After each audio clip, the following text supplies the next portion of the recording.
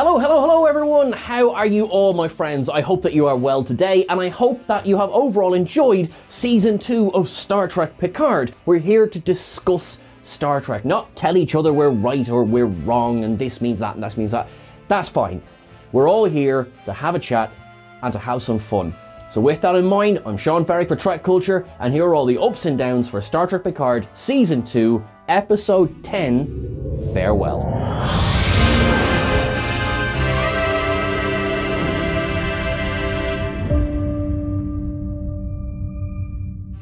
Now, I'm going to go straight with an up this week, and I'm going to talk about Talon.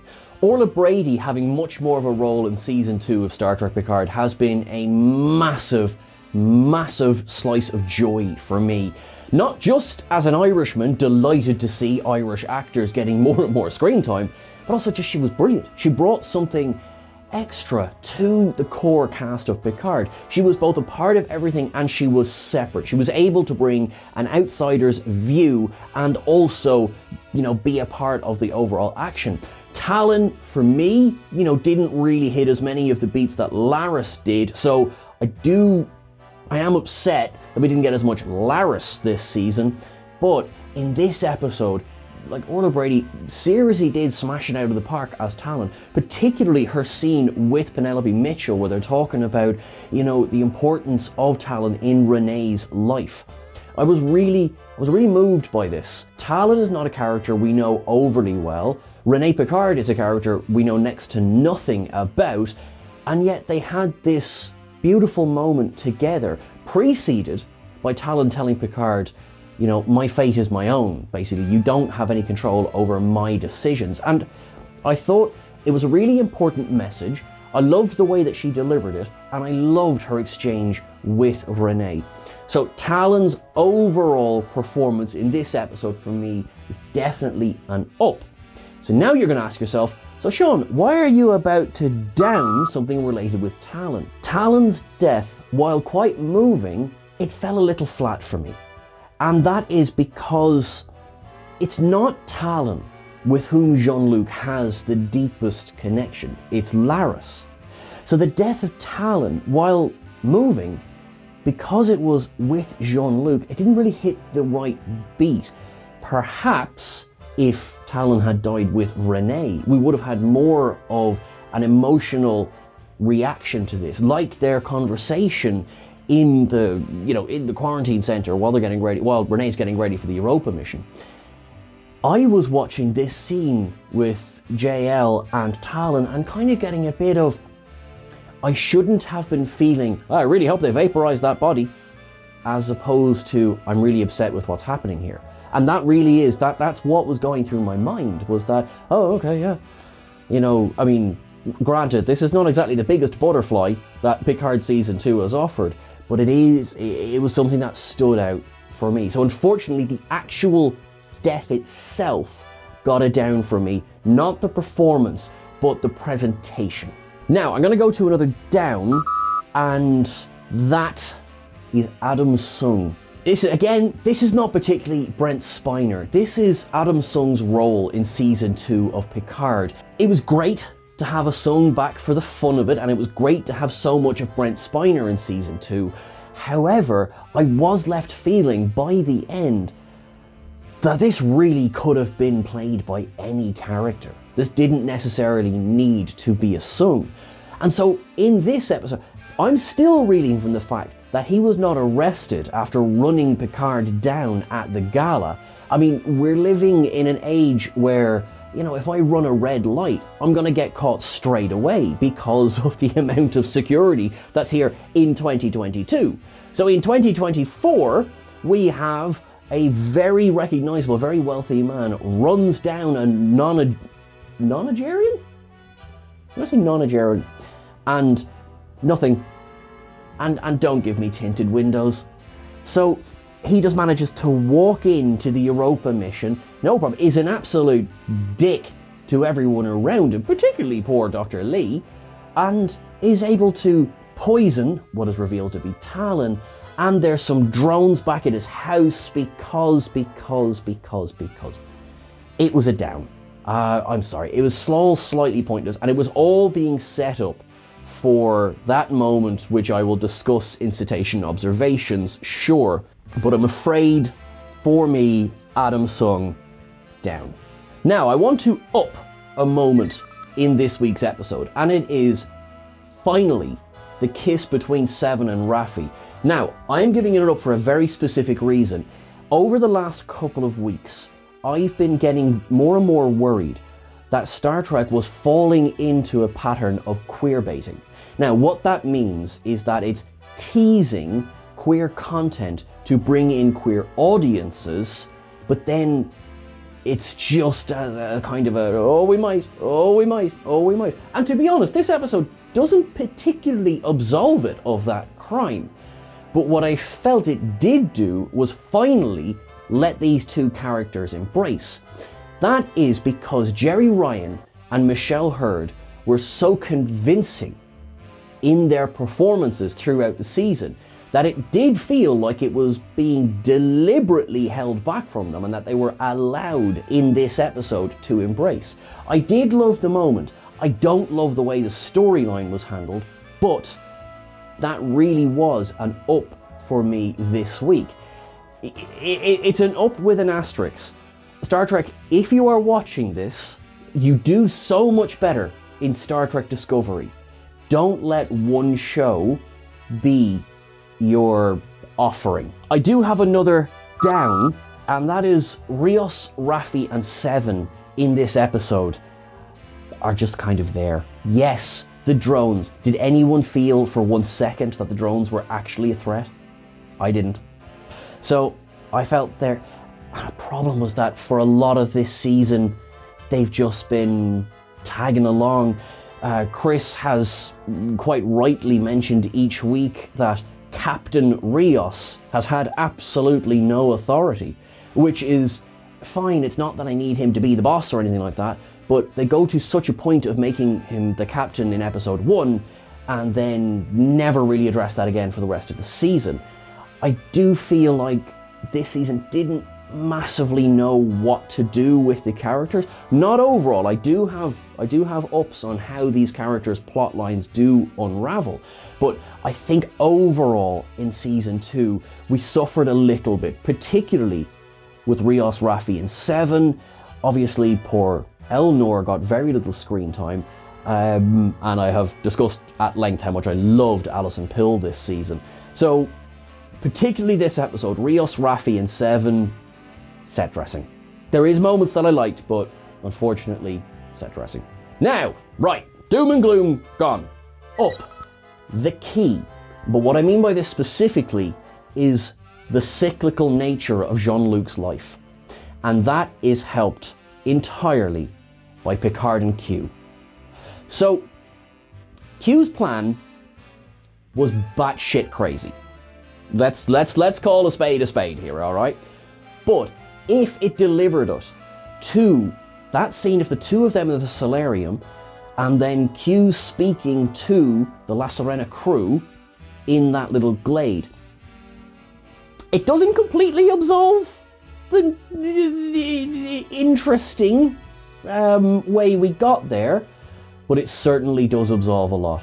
John Delancey and Patrick Stewart deliver a masterclass in this episode. It was beautiful.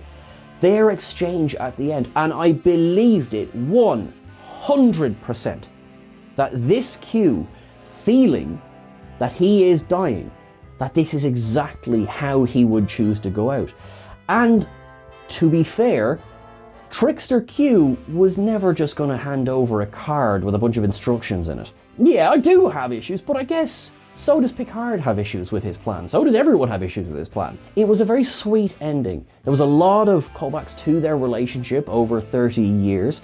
Mon Capitan is mentioned a few times, of course. That is how we know Q addresses Jean-Luc. But when Picard hugs Q at the end, I felt it.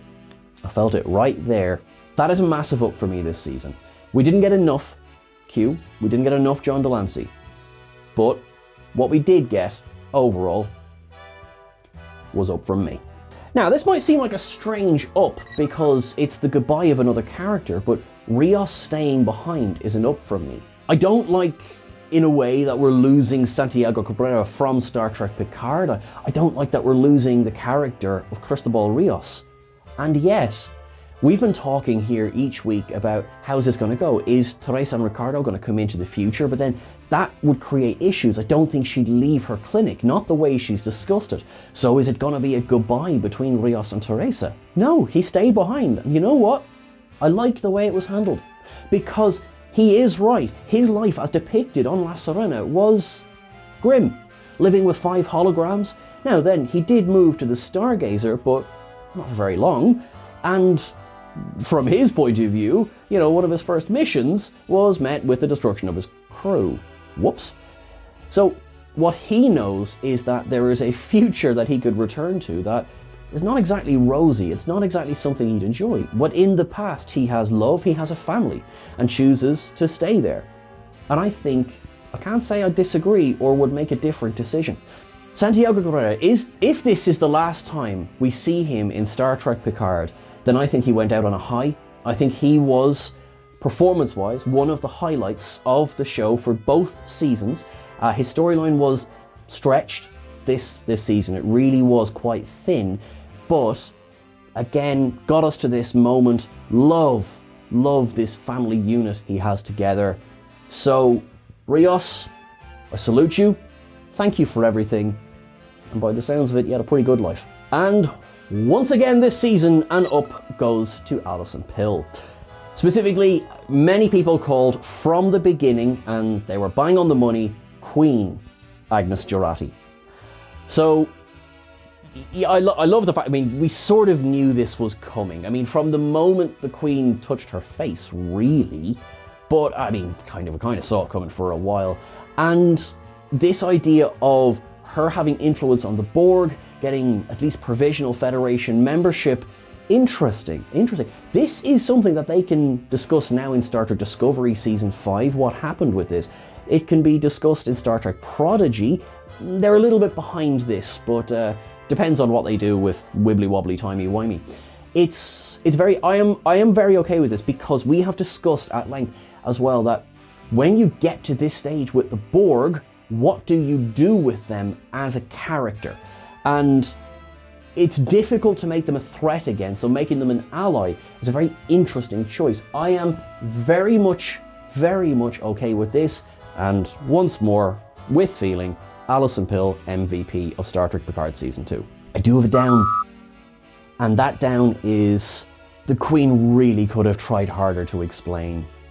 If there was enough time to send a message to Picard to travel from Earth in a shuttle to then talk to Jurati, or well, Queen Jurati,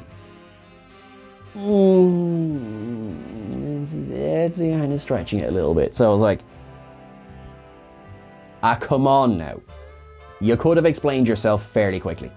So, I mean, maybe it's a small down. I get where they were going. You needed that trusted Picard. You needed all that. Okay, yeah. But I mean, come on. That's a down. Up. That fleet shot. The Borg allied with the Federation. We get, you know, the return of those Star Trek Online ships, and I will correctly identify the Ross class this time, which I called the Andromeda class in the first episode, exposing myself as the terrible charlatan I truly am. But also we've got the Sutherland class, we've got the Luna, the Sovereign, we've got the Inquiry class, and of course the Sagan class Stargazer as well, and there's other ships in there, including the gorgeous Excelsior. That was peak fanboy for me moment. Not just because it's great to see Jurati's Borg ship, and there is a term for that class of Borg ship which I will not say on this video because I will be immediately censored, but it is absolutely hilarious. You will find it on social media. If you know, you know. But that class of Borg ship, along with all of these Federation ships, doing a fleet shield, love it. And included in this up is the fact that we have a galactic event that we managed to solve in one episode. Star Trek Discovery, I'm looking at you.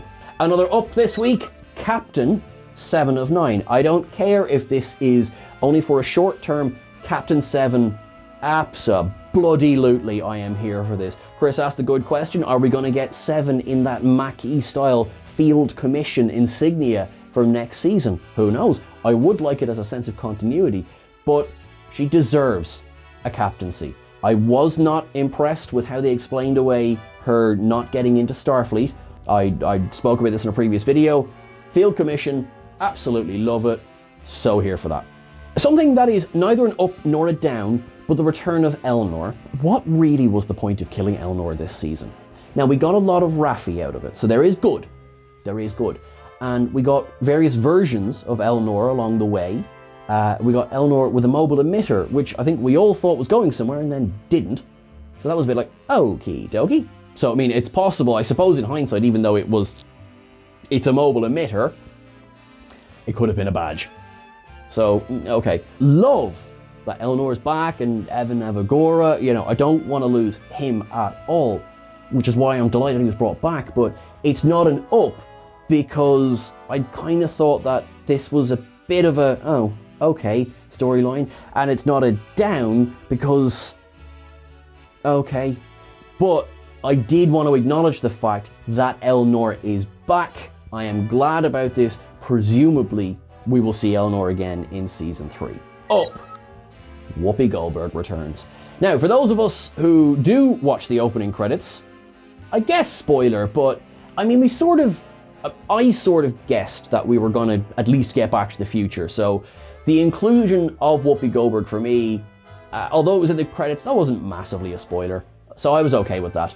I'm glad they left one other thing out of the credits. Don't know what we're talking about. But yes, the return of Whoopi Goldberg, delighted. And I do like the fact that she's like, yes, I remember. Yes, I had to set you on your way. That's fine. That does tie in with other versions of the past and present. So I'm fine with this. And their toast to family at the end as well. That was nice. I enjoyed that a lot because while we've lost Rios, and I really did enjoy the history of Rios and Teresa and Ricardo and Renee, I did enjoy that quite a bit. It still feels like the family is at least somewhat back together again. And last but not least, up, Picard and Laris. That's really all I'm going to say about that. Please come and join me at Cetacean Observations.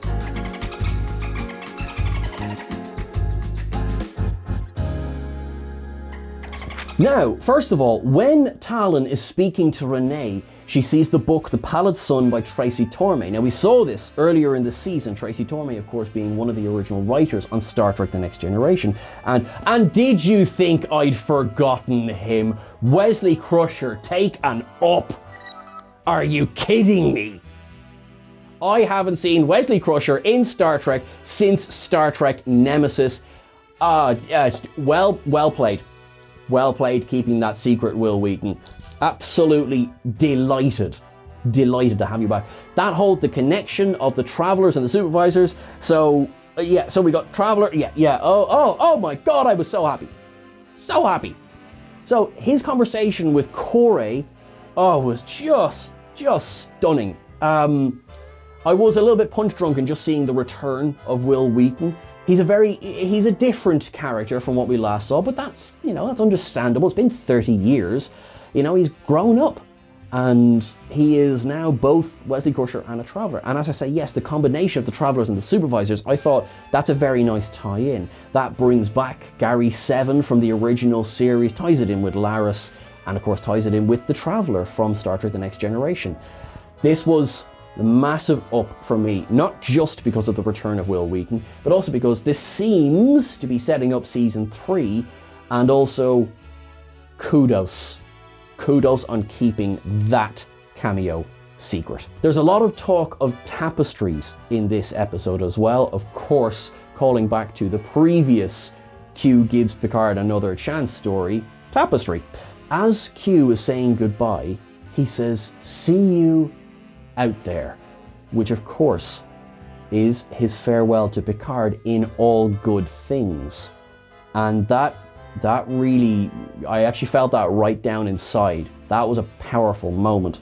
There is, of course, another Easter egg. While I was downing Adam Soong, I very deliberately left something out, because taken up Project Khan.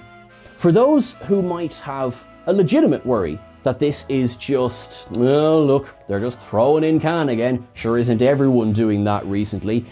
Make sure to join us for our ups and downs of Star Trek Strange New Worlds. There's an important thing on this document, and it's the date it's written, June 7th, 1996. That seems to confirm, because there has been a bit of confusion over this in terms of what bloody timeline we're in, that the eugenics wars of the 1990s, yes, they did occur.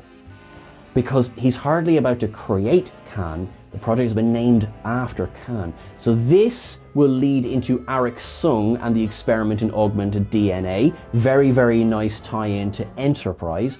But also it's a lead on from the original series and the 17 versions of Khan we have at this point.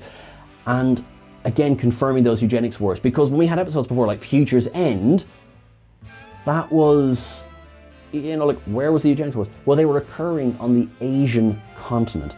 So just because we didn't see them in Future's End doesn't mean they weren't taking place. That is an up from me. I'm going to finish at one last down. I realise we're in cetacean observations here, but I spent the entire episode hoping for the return and justification of Agent Wells. Down. Pointless character. Sorry, why would you bring back Duquesne and then have him not be Duquesne? Sorry, that's, yeah, bit of a down. But overall, what a season.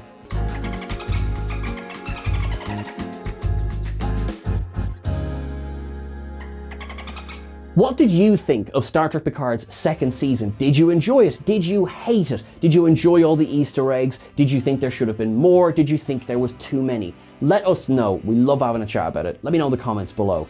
I have surely missed a whole bunch of stuff in this episode, so do let me know. I do actually like reading these things. Don't forget to like, share, and subscribe. Remember, you can catch us over on Twitter at Trek Culture. You can catch myself on Twitter and Instagram and TikTok at Sean Ferrick. Look after yourselves. Don't forget, join us again tomorrow for Star Trek Strange New Worlds, Ups and Downs. Until then, live long and prosper. Look after yourselves. My friends in Ukraine, stay safe. Love you all. You're awesome.